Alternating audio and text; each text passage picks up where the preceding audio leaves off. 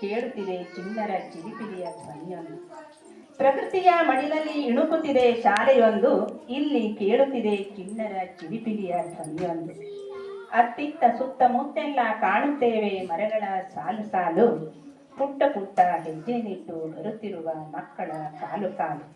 ಅತ್ತಿತ್ತ ಸುತ್ತಮುತ್ತೆಲ್ಲ ಕಾಣುತ್ತೇವೆ ಮರಗಳ ಸಾಲು ಸಾಲು, ಪುಟ್ಟ ಪುಟ್ಟ ಹೆಜ್ಜೆ ನಿಟ್ಟು ಬರುತ್ತಿರುವ ಮಕ್ಕಳ ಸಾಲು ಸಾಲು.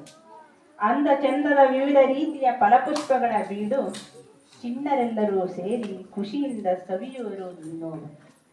ಅಂದ ಚಂದದ ವಿವಿಧ ರೀತಿಯ ಫಲಪುಷ್ಪಗಳ ಬೀಡು, ಚಿಣ್ಣರೆಲ್ಲರೂ ಸೇರಿ ಖುಷಿಯಿಂದ ಸವಿಯುವರು ನೀನೋಡು. ಆಗಾಗ ಭೇಟಿ ನೀಡುವರು ಶಾಲೆಗೆ ಅಧಿಕಾರಿ ವರ್ಗದವರು, ಪರಿಸರವ ನೋಡಿ ಬೆರಗಾಗಿ ಆನಂದದಿಂದ ತೇಲುವರು.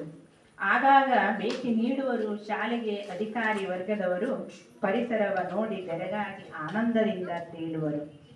ಖುಷಿಯಾಗಿ ಹೇಳುವರು ಶಾಲಾ ಪರಿಸರ ರಮಣೀಯ ಎಂದು, ಹೀಗೆ ಕಾಯ್ದುಕೊಳ್ಳುವ ತಾವೆಲ್ಲರೂ ಸೇರಿ ಮುಂದೆಂದು.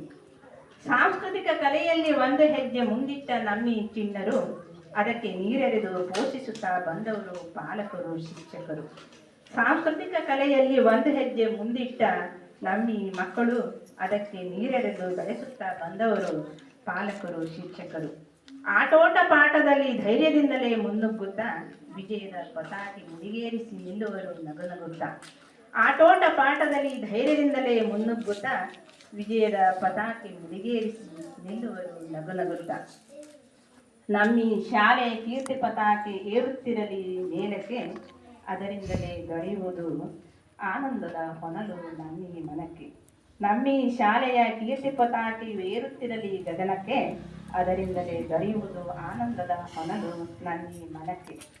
ಸ್ವಚ್ಛಂದ ತಿಳಿಯಾದ ಮನಸ್ಸಲ್ಲಿ ಮೂಡಿದೆ ಈ ಕವನವು, ಮಕ್ಕಳ ಭವಿಷ್ಯ ಉಜ್ವಲವಾದರೆ ನಮ್ಮಿ ಜೀವನವೇ ಪಾವನ.